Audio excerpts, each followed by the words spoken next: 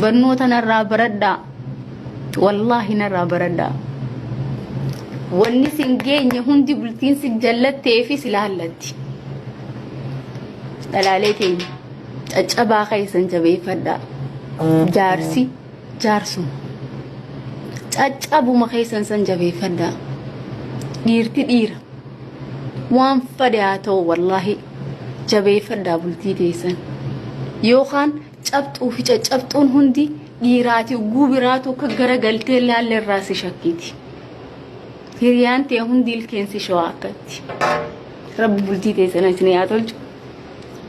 Fuck, I hate you guys. So nageen natura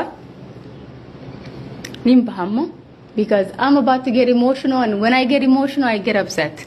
Tanafu isinin jaaladha rabbi isinii haa tolchu wallahi waan ta'u afooynan illaa awwishallee hawwisharmuut ati afooyna isinin joo rabbi dura wal arkuu teenya wallahi umriiti ya forgive hin godhu bikkaan deemutti maqaa hin dhowu barimmoo arraawulii maqaa hiyya dhooytaa taanaan wallahi wabillahi sodaa nama takkaan qabu tiktok irratti hin deebu jarmanitti wal arkinaa naafiyati jarmanitti court house keessa wal arkinaa naafiyati the amount of damage you try to do to me and my marriage and my name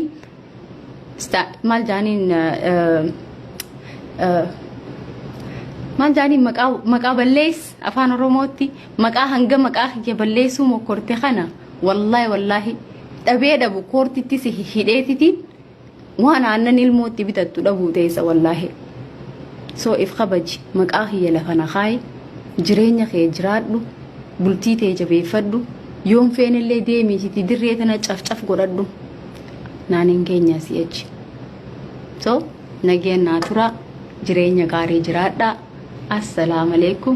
Inshallah taraatti aanu anaa fi jaarsa kiyyaa wal cinaa teenyuutiti walitti dhufuu teenya. Hopefully by then inshallah hopefully we'll be soon. So again natura ciao. Bye bye.